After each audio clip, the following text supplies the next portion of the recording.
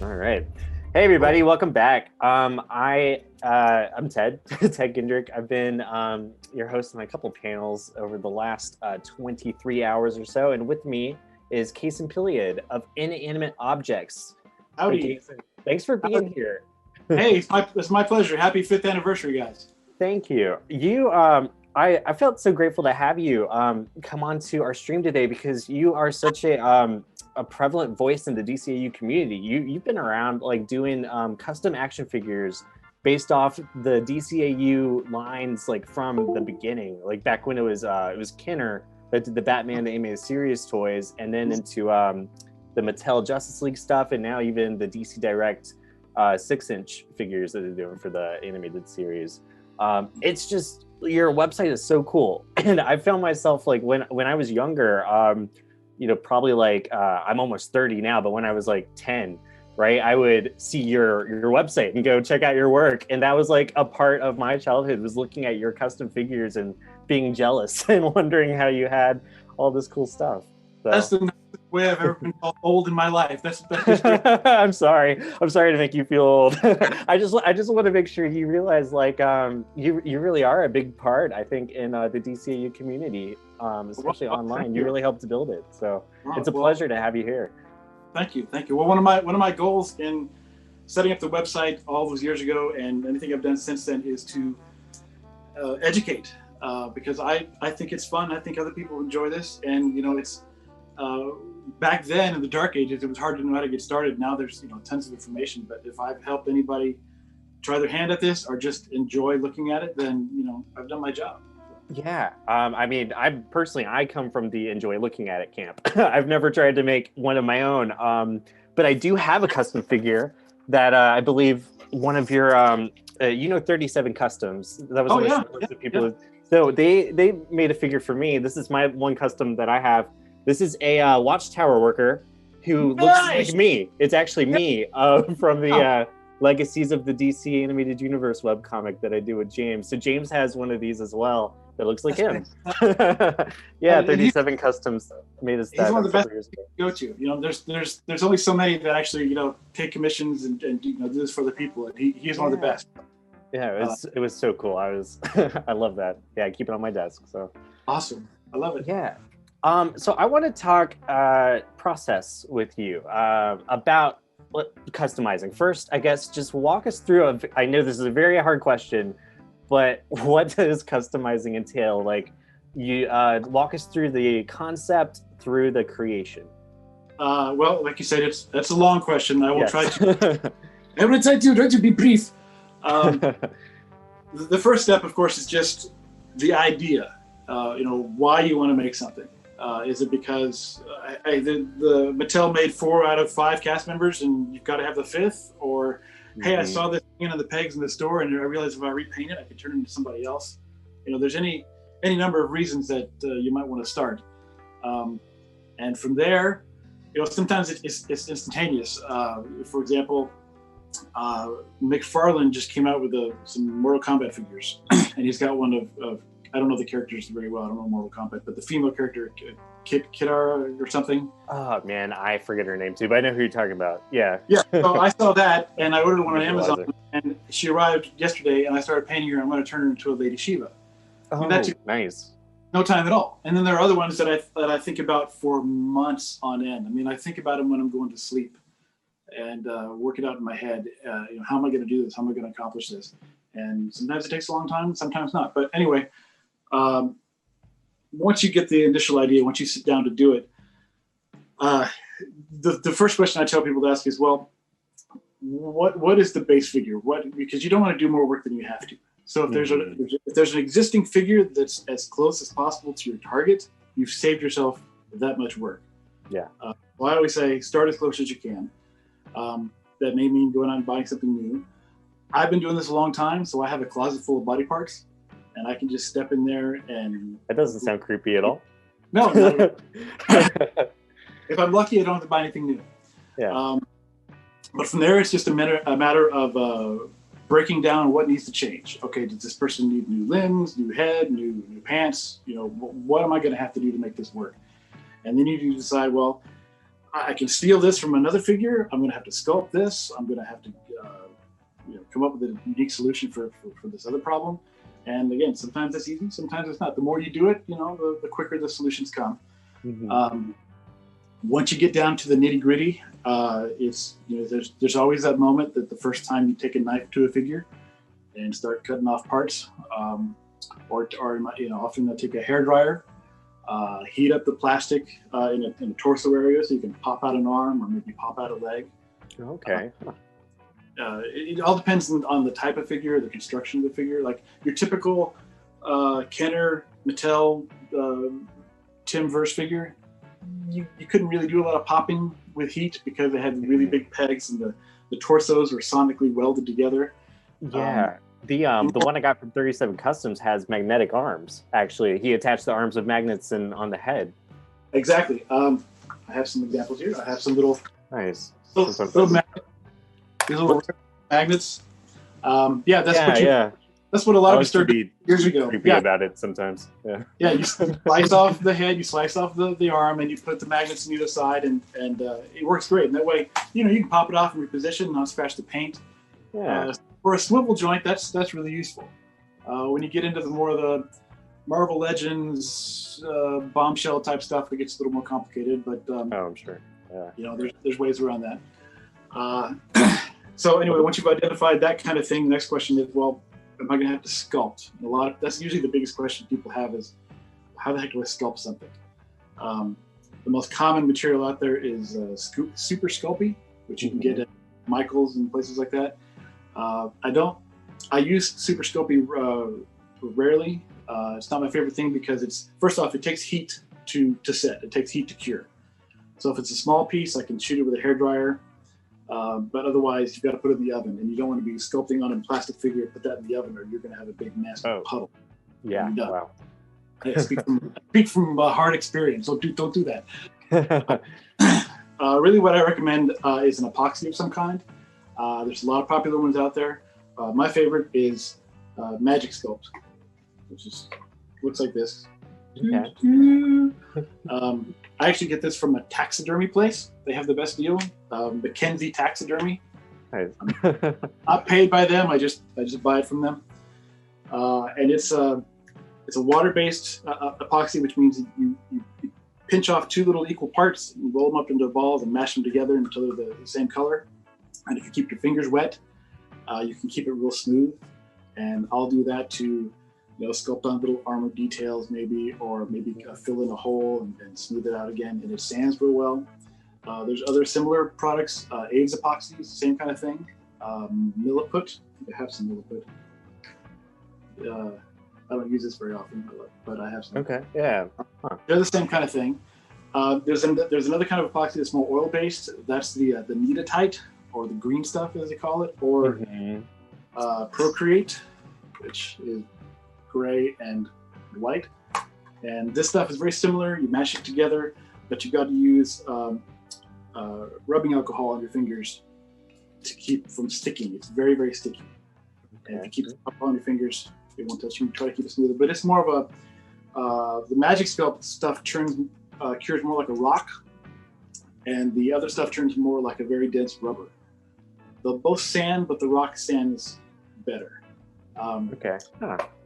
And I meant to have an example for you of some stuff that wasn't painted, but I forgot. So you're gonna have to trust me with this.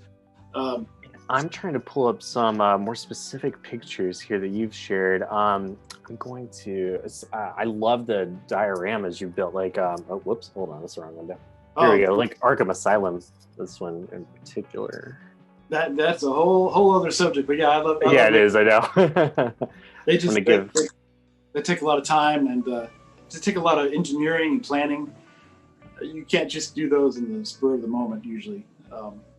Although that's not true. That's a lie. Last week, I saw somebody online found one of these tech deck playsets. It's a giant pipe. And I went to Target and bought one and painted it up and made it look all nasty and dirty. And there's a Teenage Mutant Ninja Turtle hanging out in the pipe right now. So. Nice. Perfect.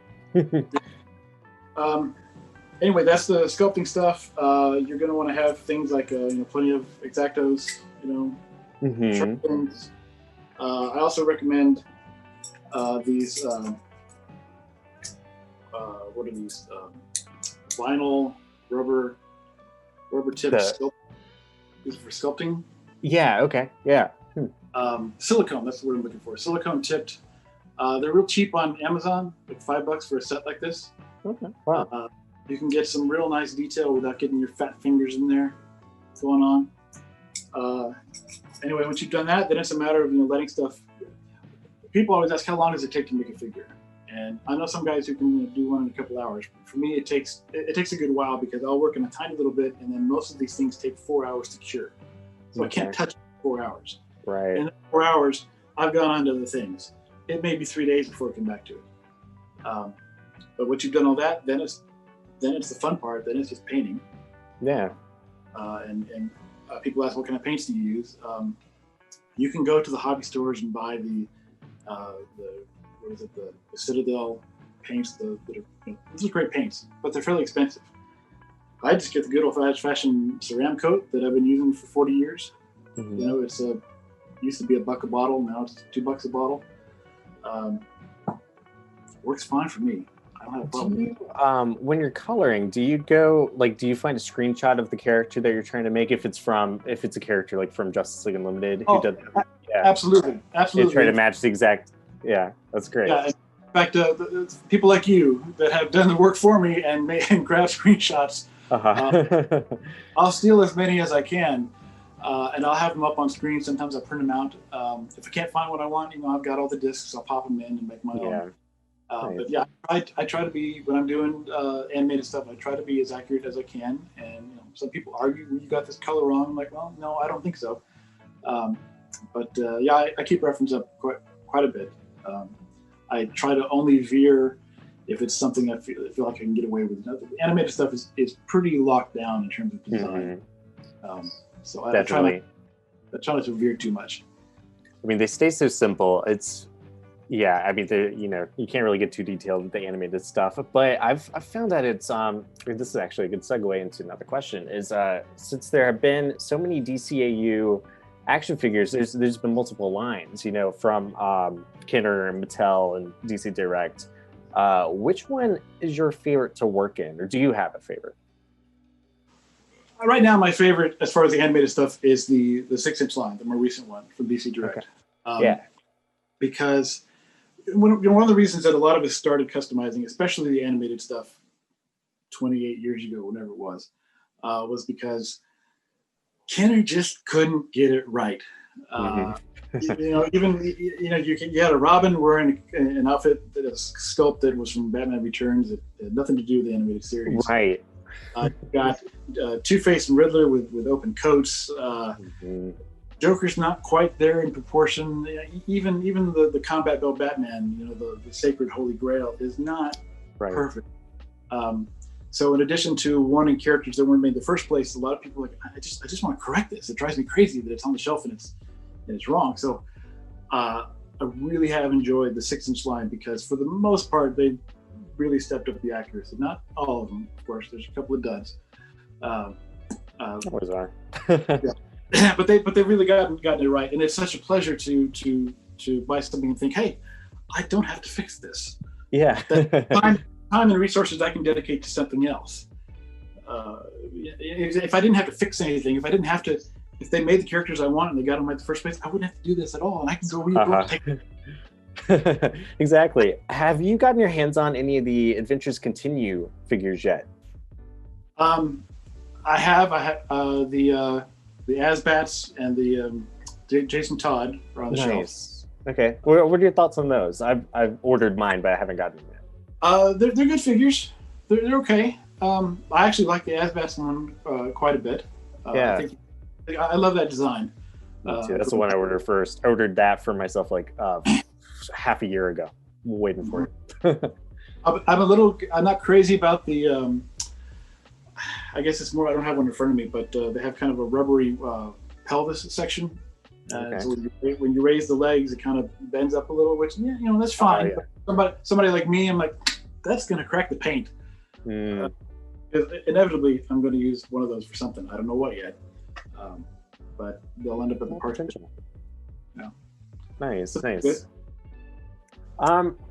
So you made a lot of custom figures over the years as the lines were coming out. So like Mattel was making new figures for a long time, even continuing to bring in characters who were never actually in the Justice League Unlimited cartoons. You know, like they had the whole Maddie exclusive stuff that they were doing. I always thought that was so cool. I didn't collect the JLU line very much, but I admired it just for the scope of all the characters that they brought in. Sure. So I have no doubt that you've made customs that would later be officially released like that. So Yeah.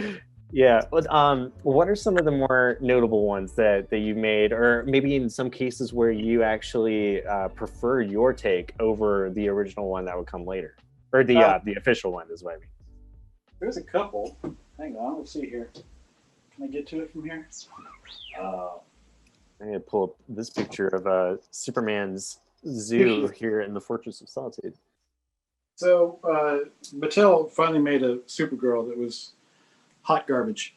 Yeah, I had that toy. Yeah. I think I made this one beforehand. I had the Kenner toy actually that came with the armor. That's the one I'm thinking of. But, yeah. I see the Mattel one there. Mm-hmm. Both of those Supergirls I made my own either before or shortly after they made theirs, and I'll always take mine hands down over theirs. I know this is what I don't understand about their process back then. I know that coming near the end of Mattel, they were really trying to make an effort. They got a lot of the characters, almost the whole roster of JLU made, and I give them credit for that.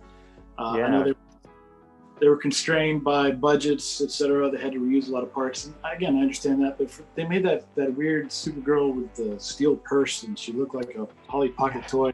Yeah, exactly. Yeah, it looked like a Polly Pocket repaint. Where did that come from? Where did you a new mold, a new steel mold for that? What is that about? So yeah, I think they did Stargirl the same way. Is that true? Yeah. And And I can't remember if I made Stargirl before or after, but yeah, I've got one that I made that's better. There's a similar story I wanted to share. At one point, Mattel put out a translucent Martian Manhunter. That was semi translucent, not white, but just plastic. Right. Semi-transparent plastic. And a lot of people were asking when that was first shown, hey, that's fine to represent Invisible, but usually on the show he has some color, when he's translucent. Why can't you make him semi-colored? And Mattel came back and said, oh no, there's just no way. We can't possibly do that. I took one of their translucent Martian Manhunters and applied a little semi-transparent paint to it, which I understand what I do is not a manufacturing process. Mm-hmm. But I mocked it up to show what it looks like. And next thing you know, 6 months later, they announced it. They're making it. But you said you couldn't make it. But sure. And then they did. You when we were chatting a couple days ago, you called it the Casimir Curse. Was that right? Was that your name for it, or Cason's Curse? The Casimir Curse. My old internet name's. That's right. Yeah. I'll still answer to it. But yeah, it seemed like for a long time there would be something where I would make something and then it would be announced one way or another. To the point that sometimes I'm like, should I wait until after San Diego before I start the project? Because and I've even tried to reach out to people that I thought might have knowledge of upcoming projects and say, can you just give me a hint? Is this on the boards? Because I don't want to waste my time. Right. If that's the case. It hasn't happened in a good while, mainly because since the 6-inch line came out, I've done a handful of customs that way, but I've tried not to repeat myself character-wise. Mm-hmm. A couple, but I've tried to do characters that I didn't make in the old scale, just for variety. So usually that means I'm making stuff that nobody in their right mind is ever going to touch. Right. So it's not a problem anymore. But yeah, although we thought that DC Direct would put out a Condiment King figure at least, but that seems to be like one of the glaring ones that's missing. I would have thought that they would have done a TNBA Penguin and that too, and Clayface. Mm-hmm. So I intend to try those myself at some point, but I would have preferred to see those before we saw Adventures Continue stuff. Yeah, I'd agree with that. I'm happy to have them, because if they didn't make them, I probably would myself later. But I'd rather have the more established stuff. I reached out to you a couple of weeks ago to ask about the possibility of a Mr. Wing custom figure out of the Avengers Continue, and we brainstormed over that for a minute about maybe potentially like a King Kong figure could be a good one to start with. I did like somebody in the last panel mentioned Sam the Eagle. I mean, yes, starting point, I suppose, maybe. Yeah, whatever you could do to make your job a little easier. Yeah. I'd love to see a Mr. Wing custom figure. Well, again, start as close as you can, because you don't want to make more work for yourself. Yeah, it's all about being as lazy as possible. Really.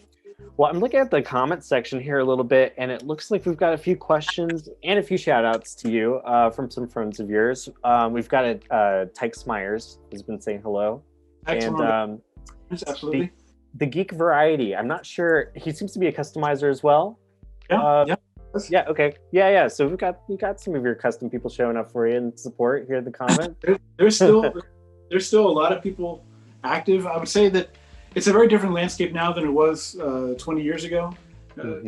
Back then, if you got into customizing, it's because you couldn't go out and buy what you want. You had to make it yourself. If you were just getting into toys and collecting now, you've got it made. I mean, there's plenty of stuff out there. But so the people who are customizing now either do it because they really, really want that specific character, or they really, really want to fix the look, or they really want a unique look. So like you mentioned, my buddy Tyke, Joshua Izzo, they're doing a lot of stuff in a vintage Kenner style, nice. Old Star Wars style, but they stay true to those aesthetics from the period. They're doing some amazing stuff that way. 37 Customs, you mentioned, she's still doing a lot of animated stuff, doing great stuff.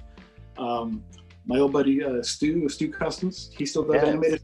I remember his website, DC Hall of Justice. I was a lurker on those message boards. I believe this was, and so there were so many great. You were on there, so many customizers on those forums. He's still making a lot of kits that he sculpts and casts and molds and casts himself. That's a great way to get started. I remember specifically he had a head for Holiday Hal. That was the big, Hal Jordan action figure officially made by Mattel, but it was like only 100 copies made or something, some small number. I don't remember. Man, it's been so long. Yeah, I came into possession of a casting of one of those official heads. Nice. I don't remember exactly how, and I do remember. I think I let somebody make a mold of it. Stu might have been one of them. I can't remember. He might have just tried to make a copy of his own. I don't remember. It's murky. I've slept since then. Yeah.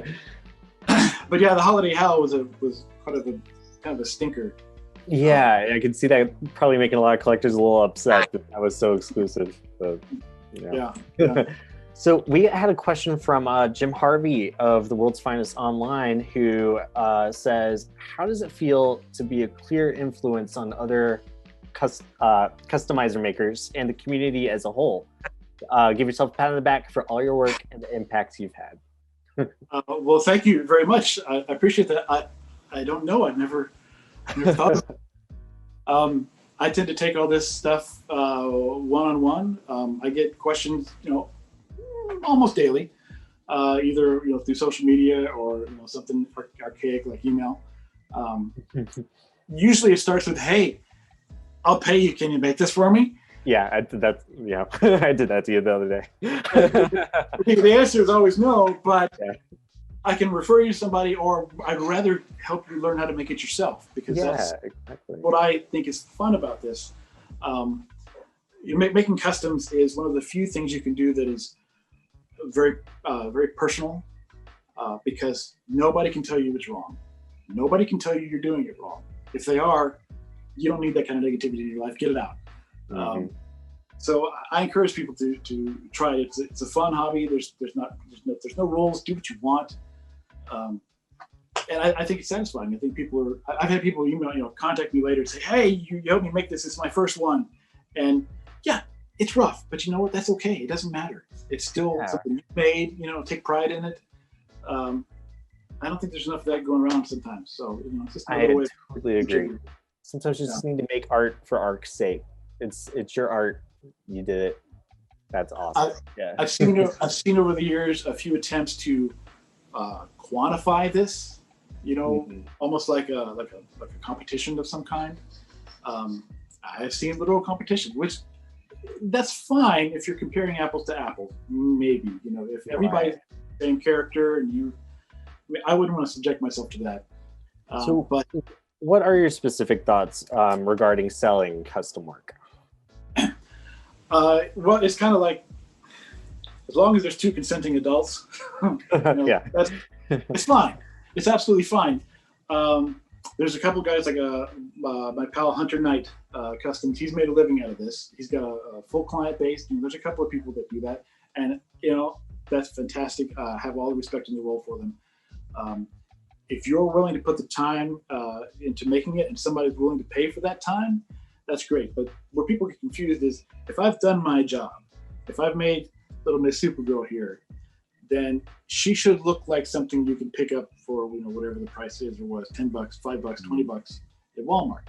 And people look at that and go, well, okay, I'll pay you $20. I'm like, yeah, but there's 12 man hours in that, and my time is worth more than $1.85 an hour.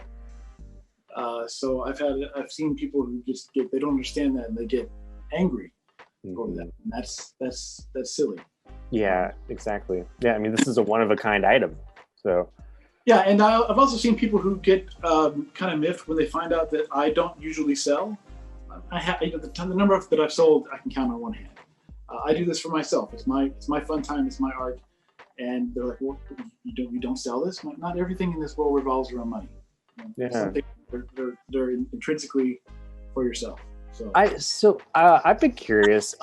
You've got your website here. I'm gonna go back to the page so we can kind of see like all the different heads of the customs. But you've got a wonderful library of all the work you've done over the years.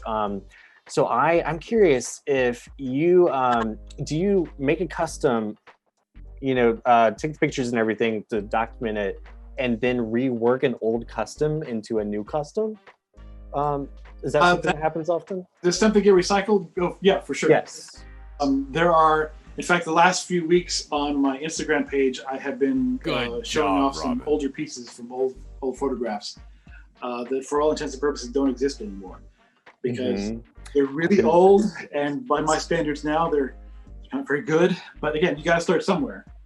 There's been some really cool things to see. Like I've enjoyed the Secret Identity Kenner action figures that you've been posting, like the Barbara Gordon or the Bruce Wayne, and it's really simple, but they're really fun. Yeah, which is where I've been doing this all my life. But when I started to take it seriously and tried to follow the aesthetic of the show, those were my first ones. But yeah, those older ones have long since been taken down, gone back into fodder. Sometimes they still exist on the website. There's some stuff that comes down off the website because it's just too embarrassing. I just can't show it anymore. And sometimes those parts get recycled. And it could be, I've got parts going back decades, Yeah. You just never know. I hate to throw anything out. You never know what's going to be useful. Exactly. Well, I hate to cut you short. We're not quite ready to wrap. We got about 5 more minutes. So I want to make sure you do mention everything you want to today. And I want to show off a couple more of these awesome photos that you sent me. So we've looked at a lot of your animated work, but you've also been doing a lot of work in the Bombshells line and the McFarlane White Knight stuff, which I love the White Knight stuff. And I can tell you do too. It's incredible. It's the best book in years, yeah. He's doing amazing work. Curse of the White Knight, and the third one that's coming soon, which maybe, fingers crossed, Terry McGinnis stuff. I don't know. That seems to be what he's... I hadn't heard that. That's cool. Oh yeah, he's saying Beyond keeps getting thrown out there, so I hope. But yeah, let's look at some of that. Let me pull up your White Knight. So here's Batgirl with the Batmobile. I guess if you want to just talk for a minute about the White Knight process and how these recent customs have started to come together. Well, things kind of snowball, because sometimes I'll have an idea for one figure and think, yeah, I can knock that out in a couple of days, and I'll be satisfied and I'll be done. And the next thing I know, there's 12 on the table. You can ask Tyke about this. You can ask my buddy Tomasz Zilu, 1984, who, by the way, is hands down the best 6-inch animated customizer out there. Nice. He does amazing work, and read the with Tyke and Tomash, I bounce ideas back and forth, and I'll say, hey, I want to build this Barbara Gordon White Knight style. And next thing you know, I've got 6 or 7 of them going. She started because, of course, the McFarlane Batgirl figure came out, which is the current Batgirl outfit. And that outfit, it was inspired by Sean Gordon Murphy's art in White Knight. Perfect. So I got the figure thinking, I just have to make a couple changes. Well, then you start to look at the figure and realize, no, it's entirely different. About the only thing that's the same is the head, and even that needs to be changed. So I had to take the head, find a new figure, and sculpt on all the details, because at that point I'm committed. And then Batgirl came to be that way. And then I'm thinking, well, I need Batgirl, make some other cast members. The Joker came out. There's the Joker and with the vest that he's wearing, right? The Joker and the Napier head. And I thought, well, they've got other guys wearing this whole GTO outfit. Let's make Nightwing. That's not hard to do. Yeah. It's a couple of heads. Exactly. It's never quite that simple, but you trick yourself into thinking that when you start. Then, of course, I had to make Harley because, of course, right? Harley. If you make Harley, you got to make Neo Joker. Yes. Just snowballs. Right? At that point, you make as much as you can and think, okay, I got to stop at this point. We're going to take the pictures and be done with it. And I'll start a second wave later.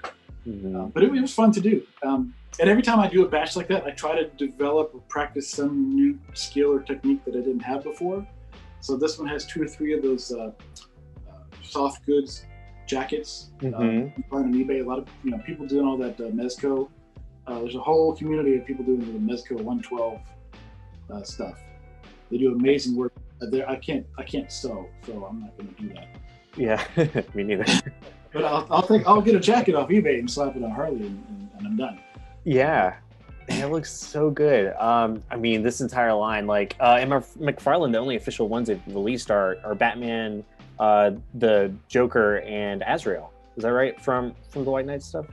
Yeah, and the As Bad version, which is hitting. Okay. Nice. Oh, I might have to get that one. I would like him to visit the ladies a little more. We haven't really had a lot of that. Yes, let's check out the Bombshells stuff too. So I have the first volume of the Bombshells book. I need to read it. I've got it signed by Margaret Bennett, but I haven't read the book yet. So what draws you to the Bombshells? Are you keeping up with that? Or I don't know if they're still making new stories for Bombshells, but is it a matter of, The book is over. My love of comes from my love of DC in general, and my love of the 1940s aesthetic, not the values. Yeah. I used to be a swing dance teacher and performer back when that was a big deal 20 years ago. Yeah. So the old good girl art pinup stuff is right down my alley. So you take that and DC and mash them together, I can't resist. There's no way. And when the statue line was announced, I got a couple. I'd like to get more, but I can't really afford them. Then they announced the figures, and I thought, okay, this is my sweet spot. Figures, DC, pinup, great. Perfect. And then they announced the third wave, and then they unannounced the third wave. And I thought, oh, fine, I guess I'll do it myself. And that snowballed. So I started making those, and I made some more. I made a few that are kind of my own design. The figures are fun to work with. Most of the parts are compatible. It's just fun. I can't seem to stop. I've got the Bombshells Gotham City Sirens picture pulled up here. Is the jacket on Catwoman, is that the same type of jacket that you did for the White Knight Harley Quinn? Oh yeah, that's okay, 100%. That's what it looked like. Yeah, 100% bought on eBay. I didn't make nice. the jacket at all. That was whatever, $20 shipped, and that saved me a lot of work. That's fine. That's cool. Yeah, I was just looking. I was like, oh, that's the same. So the wave 3 for the Bombshells, which characters did that entail? And see, that was going to be Black Canary. Okay, I think I got the picture pulled up. Zatanna was another. Bumblebee. Forgetting the fourth. I know at this point, I've made everybody that was canceled except Joker. Okay. Because there was a Nurse Harley and a Joker that were going to be a 2-pack, and then they were singles, and then they were canceled. So at this point, I know I've made my versions of everything that was canceled except Joker, and I've started to expand into other characters, either that appeared in the book. I find the book is really good for costume design. Some of the stories, I don't know, some of them are good, some of them not so much. I'm looking forward to getting to the one I have at some point. There's some good stuff, but there's some great costume designs, and then sometimes I try to, like in that picture there, you've got Black Phantom and Valkyrie. Those are not DC characters at all, but they're era appropriate. Right. So, sneak them in there where I can. Yeah, that's really cool. Well, to wrap up, let's see. Was there any... So, okay, here's a picture. I thought this was really cool. The Hunchback of Notre Dame that you shared. That's from Gotham Adventures. I think it's number 11 or 12. Yeah, yes, there he is. Yeah, it was one of my favorite issues. Nice. Yeah, I like that one too. Batman and Batgirl on like a globe trotting. They're after Ra's al Ghul, and they stop by Paris, and meet. As one does, yeah. And you meet a hunchback, yeah. No, I love that book, and I wanted the challenge of trying to figure out how to make this that is just so unlike anything else. And sometimes that's the appeal is can I do this, And so I worked it out in my head for a long time, and then I gave it a shot, and it's not perfect, but it's pretty good. Yeah, it's great. Yeah, his face is really unique too. It's very, very pointy. It's like a peak. 3D. Woo! Yeah. What other animated ones can we show off real quick here before we go? Here's Harley and Ivy. This is the 6-inch versions. Is this is just an original head that you created for this one? Is that correct for Harley? Yeah, I think that was a Roxy rocket head, maybe. Okay. And to get the smile and gave her her hair and the pigtails. That's right. Sometimes the simple ones are best, Yeah, no, for sure. And then the last one, I guess we'll end on here. How about the Vampirella Bruce Timm statue? So did you sculpt this based off his art? I didn't sculpt that. No. Oh, okay. So no. What's the story behind Vampirella? I wish I had that kind of talent. Oh man, you're putting me on the spot. I can't remember the gentleman's name. I think I have it on the website, but there was this sculptor and then the gentleman who reproduced or cast it.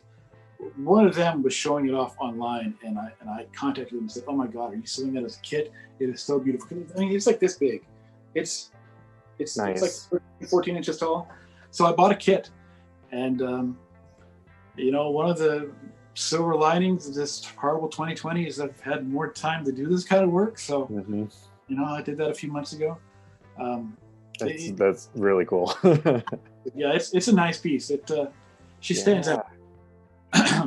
Well, we wouldn't be able to do this birthday bash live stream. I mean, maybe we would have, but being in a pandemic times and not being able to do Comic-Cons and whatnot, this has been the perfect sort of placeholder in the meantime. It's a whole new world, Yeah, Cason, I can't thank you enough for joining me today. I know we barely glanced on any of the DCAU custom world, but it was still really cool to have you on here and show our followers a bit of this side of the DC animated universe fandom that we don't usually cover for the Watchtower Database, and we really should, because the action figure side of things is really rich. The DCAU has a huge history on the action figure side. So thanks for illuminating things.